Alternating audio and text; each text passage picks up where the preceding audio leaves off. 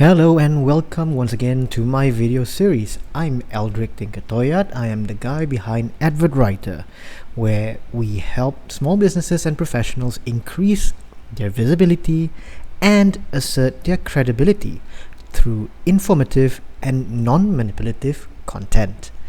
My focus areas are digital marketing and content strategy. The topic of today is the business model canvas basics. Well, it's a very common topic these days. This is just one of many videos, but this is how I perceive it. I'm sure if you've been watching several of my videos by now, you would know that I am always referring or going back to this particular canvas developed by a company called Strategizer. Do check them out. Now, before I continue, if you'd like to reach out to me, remember you can always drop me an email at aldric@advertwriter.com or scan the QR code on the left side of the screen to reach out to me. And without further ado, let us proceed with the topic of the day: business model canvas basics. Now, the business model canvas basics is what many would like to say the replacer of your business plan. And when it comes to engaging any communications agency, especially marketing agencies, PR agencies, or the event agencies and so on and so forth, you want to be able to present to them a coherent plan. And for me, my personal approach is whenever I'm helping small businesses and professionals, I want to know what your business is about. There's only so much that I can do from a desktop research. That's why I need clarity from you, the client. So let us start with the two key things. In the middle of this canvas, let me direct your attention to value proposition. Value proposition here refers to basically what do you do for your customer? What do you do for your clients?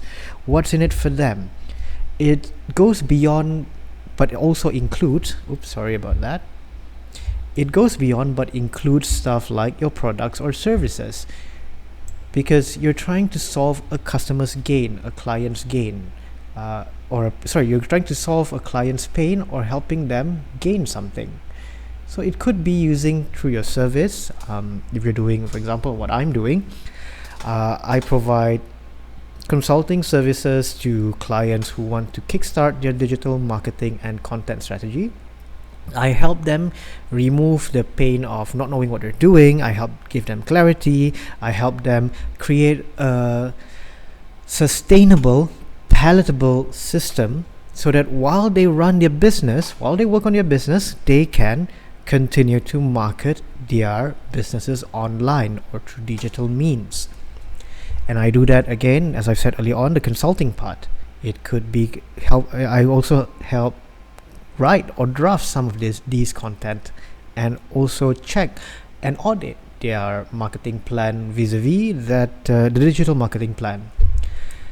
So what is it that you're trying to accomplish? What value that you're trying to deliver to your customer? So it's not so your product, your service are your platform, if you will. It's the means that you're trying to do. Then that's the first area, right? What are you trying to deliver? What are you trying to give? And when you bundle the products and services, what does it mean to your client? The next section, of course, is the customer segment. This particular bit refers to who you are targeting. Who are you serving? In my intro earlier on, I mentioned small businesses and professionals. What do I mean by that? Well, I'm looking at solopreneurs, small businesses, those who cannot afford or are yet to able to afford a full-time marketing staff or a marketing department or marketing unit. Often enough, they would hire a sales and marketing executive whose functions are overlapping and yet focus predominantly on sales. You could be focusing on other people. For example, insurance agents. This is my go-to example. Insurance agents and unit trust consultants, or in Malaysia, they're unit trust consultants. Basically, these are the people who sell you or guide you through mutual funds. The product, the service is the same, but they could be targeting different customer segments. I know some insurance agents who, and I'm referring to the life insurance agents, yeah, they specifically look out for whom we call aunties, right? These are middle-aged women with family, with a husband, with her kids grown up, probably in elementary or secondary or high school. And they only seek out these people. You can refer to them, multi-billionaires, multi-millionaires. They are not interested. They're focused on this target audience. Unit trust consultants or mutual fund consultants or financial planners, right? They could be focused on parents with kids under the age of 12. Why? The way that they would consult, the time frame that they're working with would fit that particular target segment. They would connect. They're able to connect and serve this audience better. I know one unit trust consultant who specifically targets people in their mid-30s, in their 30s especially, mid-30s and 40s, who are looking at retirement planning. She is not interested in those with kids because her core message, her core mission is to help people prepare for retirement. And she herself, from her background, if I may, without disclosing name, she's single by choice, and that is why her rule of thumb is, I can't relate to parents, but most people needs to retire. I can't relate to putting the funds towards crafting the funds to develop an education fund for kids. So it doesn't make sense for me to approach people with the idea of education planning. But she can approach professionals who are looking to retire, maybe in their 50s, in their late 40s, early retirement of sorts. How can she craft a financial retirement plan for them and work with them along the way within that time horizon? So when I'm saying, let me break this down for you if it's not too obvious, for some it's not obvious. So when you're talking to clients who are in their professional clients, working clients in their mid-30s, you're looking at people who have slightly expendable income. They're a bit more matured in their thinking. They have concerns of retirement planning. It's not fresh graduate who are struggling or entry-level workers who are struggling to make ends meet. They've reached a certain degree of stability, and they realize that, hey, come on, I'm approaching my 40s, my 50s. The way I see financial planning is a bit different. The mindset has changed.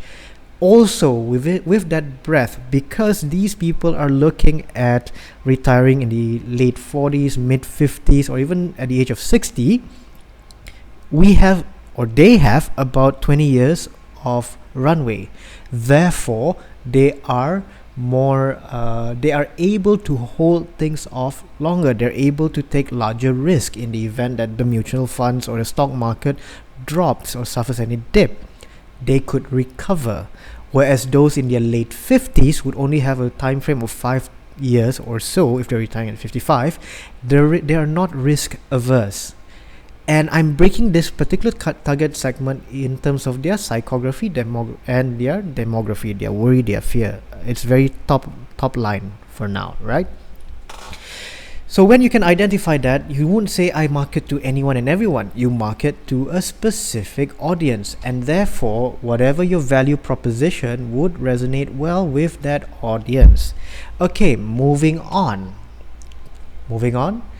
I will now use a blue ink. We're looking at the third item, customer relationships. So the question here is, how are you connecting with your customer segment? Are you offering a bespoke, customized, one-to-one personalized service? Or is it purely automated? Or are you going to outsource that relationship to, say, a VA, a virtual assistant, to a call center, to a website? What is your what's your modus operandi in connecting with them, in cultivating that relationship? Again, it goes back to your value proposition. It does not make sense to provide customized service if your value proposition is cheap, to offer the cheapest service, the cheapest and the quickest service or product. It counteracts. Later on, we'll go into that a bit more.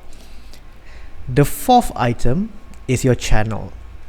The channel here is basically how are you gonna deliver your value proposition to your customer segments. Is it purely online? Is it through logistics company? What's your touch point, your customer touch point? What that touch point that you're gonna use. So again, if you are, let's say, an insurance agent, you could have a little bespoke plus a bit of automation plus a bit of an outsource channel.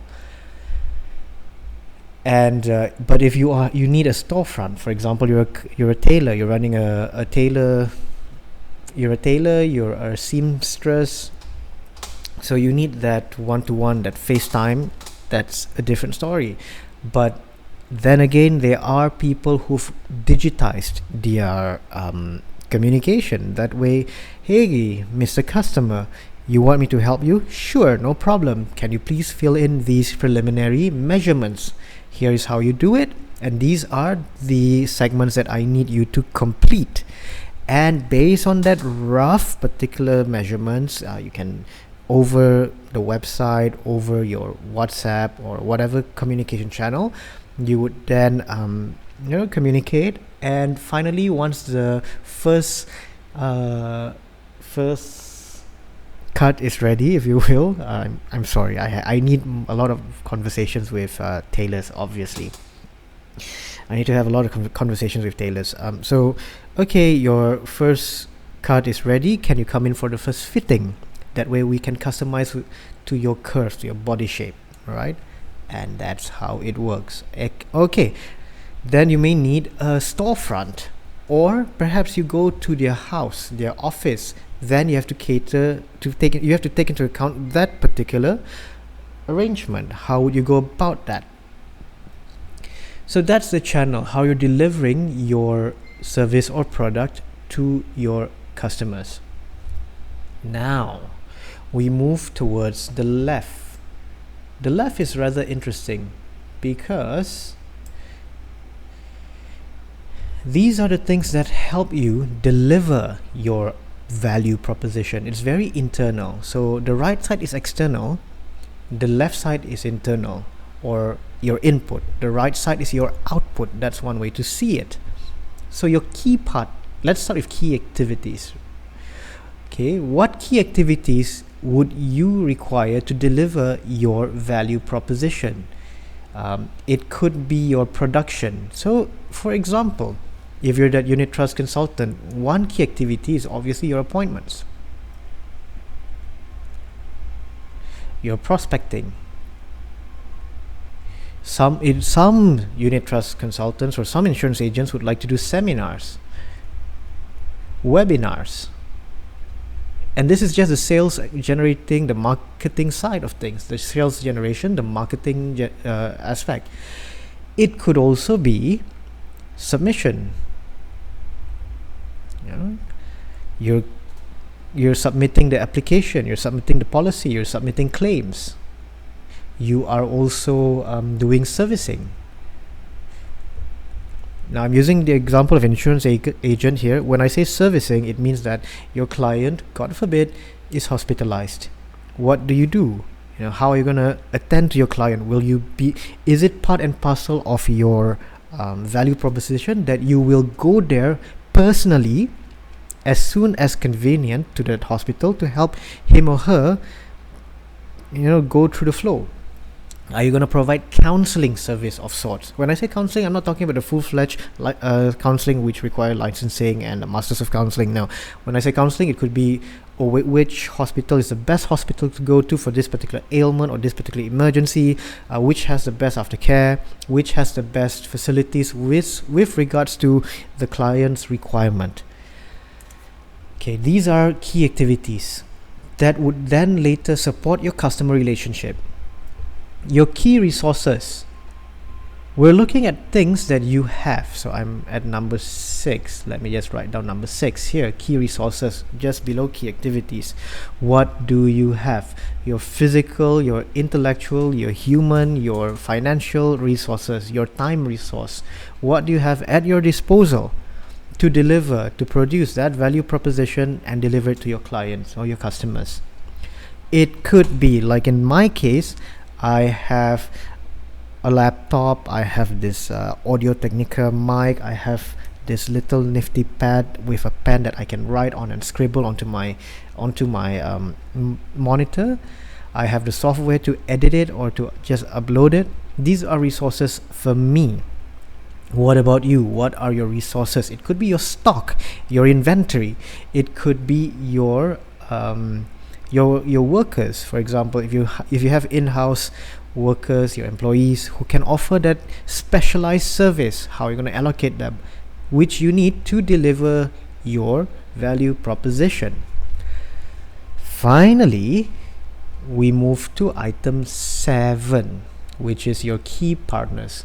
Your key partners refer to people outside your organization that will help you deliver your value proposition. So remember the example earlier on, I mentioned insurance, I mentioned unit trust or mutual funds. It's slightly legally different. Okay, bear with me. When I say unit trust, I'm referring to mutual funds. Those of you outside Malaysia and probably Singapore, it could also be if you're a real estate agent, real estate negotiator, or whatever that the proper legal and appropriate term is used in your market. So if you're an insurance agent, a unit trust agent, a real estate agent, you often do not provide the product per se.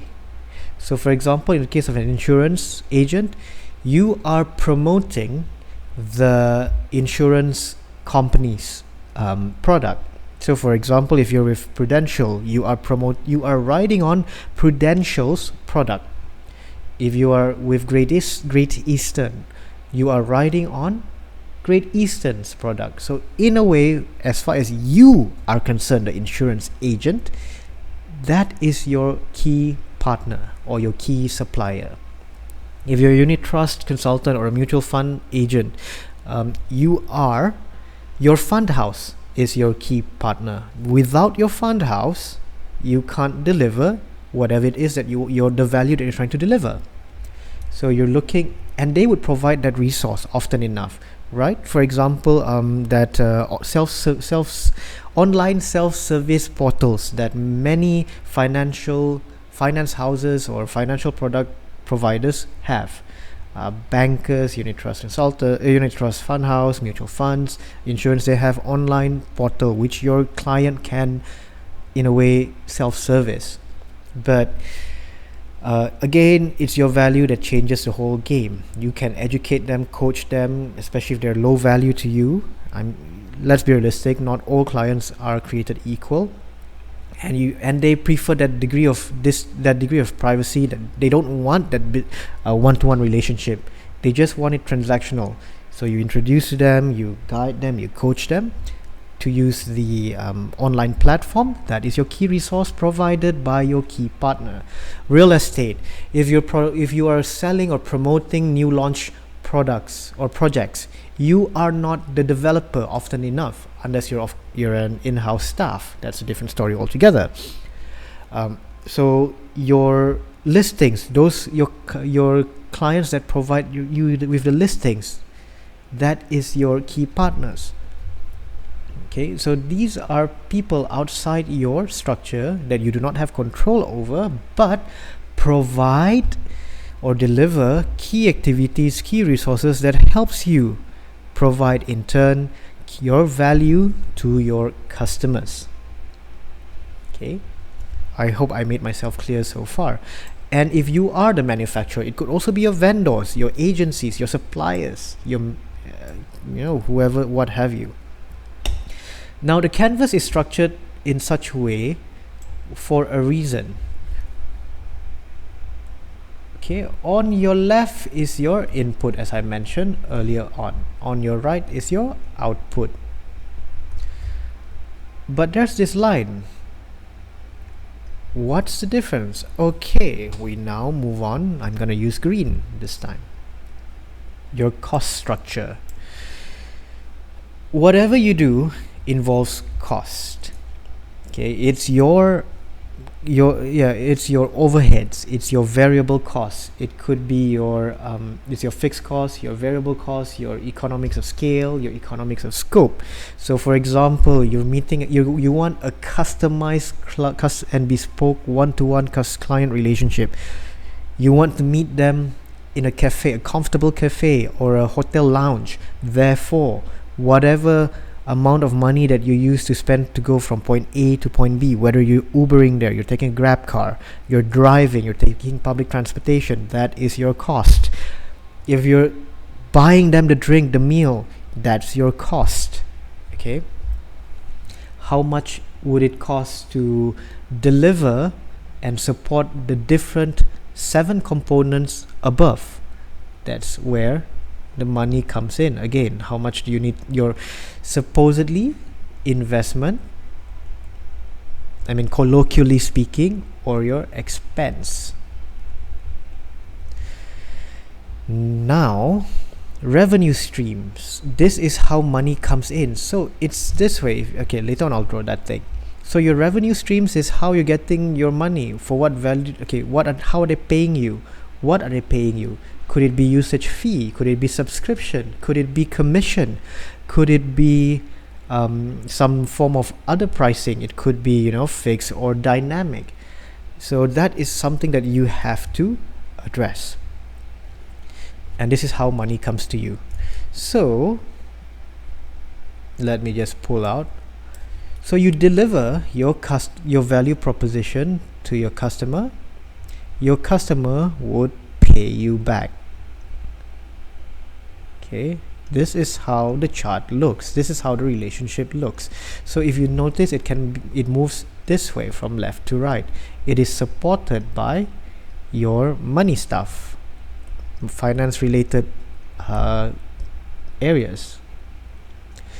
So when you are working with me, I'm only interested in the red boxes. I am most interested in the red boxes because you would pull me in to help you with the items number 3 or 4. Okay, again, let me just put numbers here so it's clearer. Cost structure number 8, revenue streams number 9. When you invite me in, I'm only interested in items number 1 and 2. Often you pull me in to help you with number 3-ish or 4-ish, and that is limited to the digital space. Okay, when I say digital space, it includes your digital assets.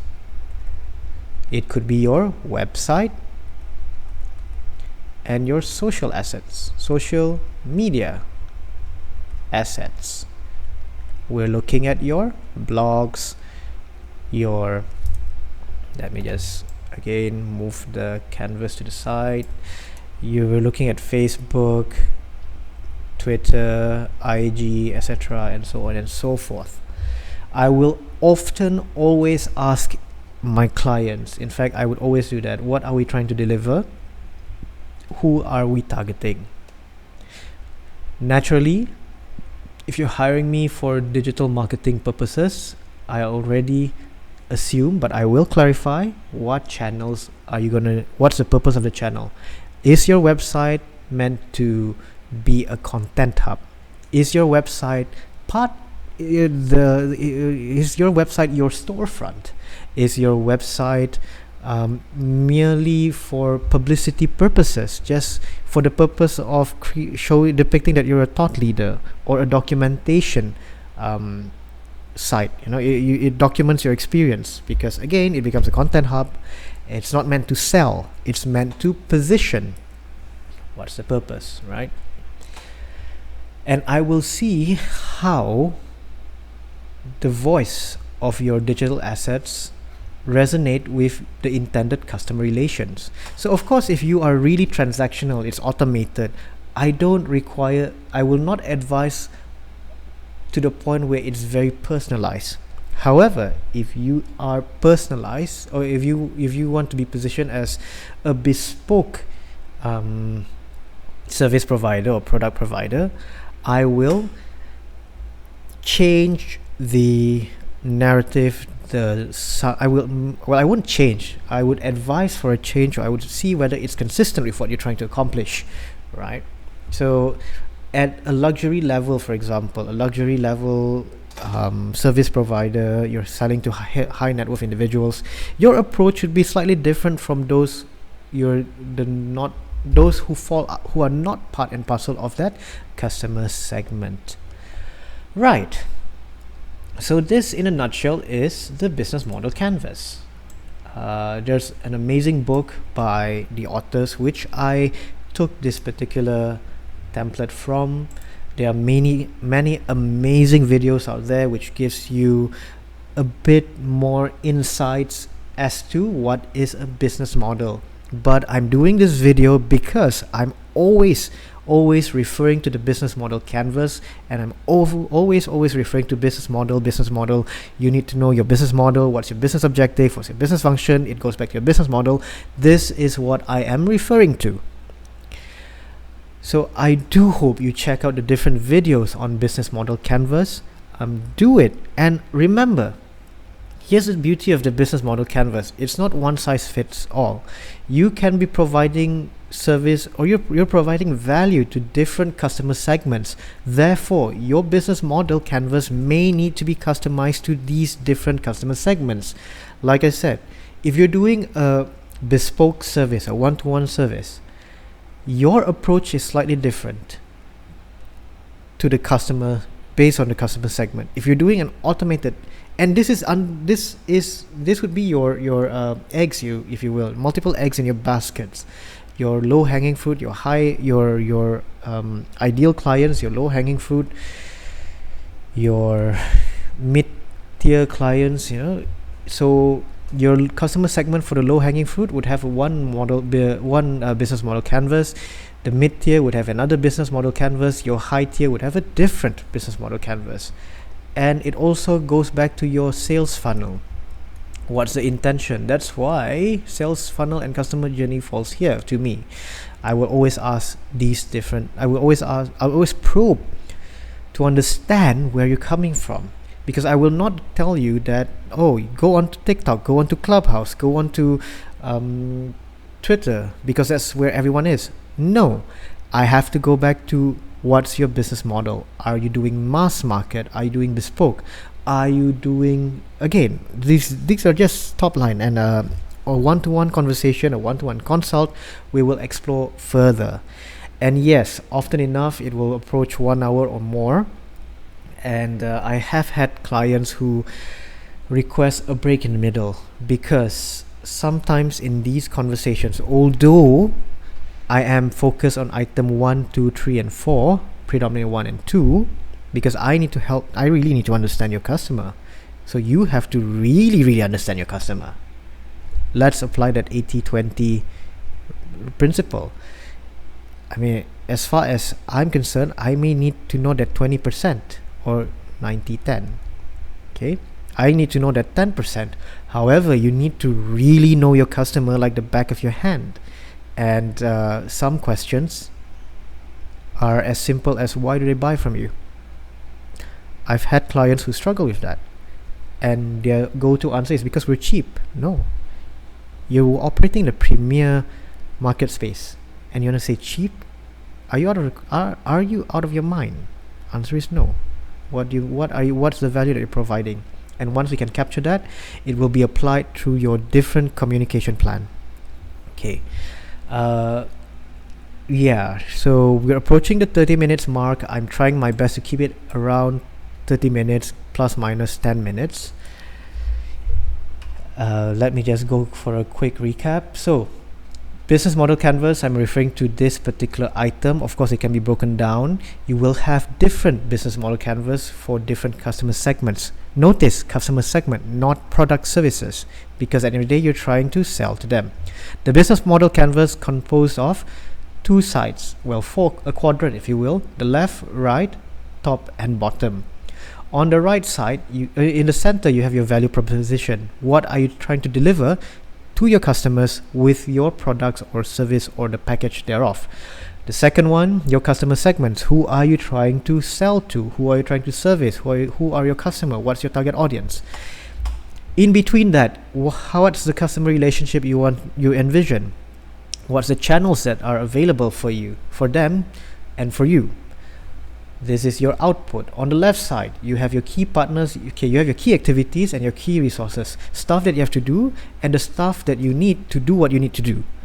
And you have your key partners. It could be your vendor, supplier. It can be your fund house. It could be your listing side, your seller side clients, that gives you the listing, or it could be even your buyer clients, where you are going around the market to find suitable properties for them on their behalf.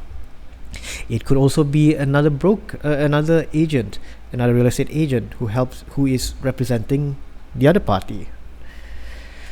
That is the left and the right, your input going to your output.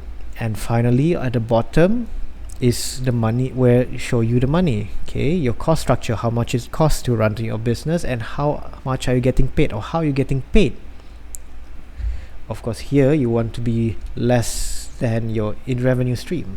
If you're doing freemium, of course you can plot this again, right? My goal is to provide a freemium service, meaning I do videos like this to educate the market space. I do talks on Clubhouse or wherever, whatever social media platform is of the day, but it is supported by clients who I give that bespoke consult. I give that one-to-one consult on a regular basis. So you can have multiple business model canvas. There's a lot of videos out there on this particular topic, which I highly again encourage you, if you can pick up the book. It can even be applied for solopreneurs. It doesn't have to be a structured business, an LLC, a Sendirian Berhad, a large company. It is amazing. It is very flexible. So now let me just go back to the self-promotion, if you don't mind. You can reach out to me, and I do welcome, if you need help, you need someone to talk to about your digital marketing, your content strategy, feel free to reach out to me. Once again, I'm Aldric Toyad. I am the guy behind Advert Writer. I help small businesses and professionals increase visibility and assert their credibility through informative and non-manipulative content. Scan the QR code to reach me. You can drop me an email. So I hope you found value in this. If you did, please smash the like button, leave a comment in the comment section down below, and share it. Share it with business owners, with professionals whom you know would benefit from this video or my other videos. Remember to subscribe. So I hope you have a great day ahead. Stay safe and stay curious. Thank you. Goodbye.